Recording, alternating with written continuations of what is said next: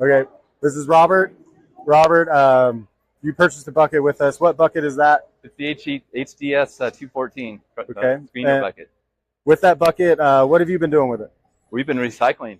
We've saved a ton of money by not having to go to the landfill, and we have, because of the screener, we're able to divert material and not have to spend on landfill fees.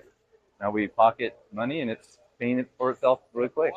Awesome. Would you recommend our company to anybody else? Absolutely. It's been really great, and I probably wouldn't have bought this screener if it weren't for the back and forth, being able to plan and demo it.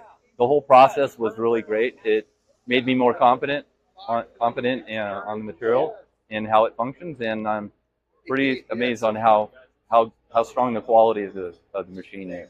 How about working with our company in general?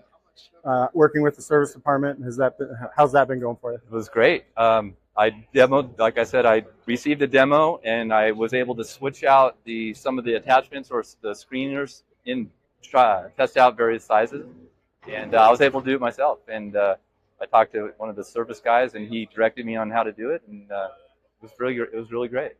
Well, perfect, Robert. Thank you. Yeah.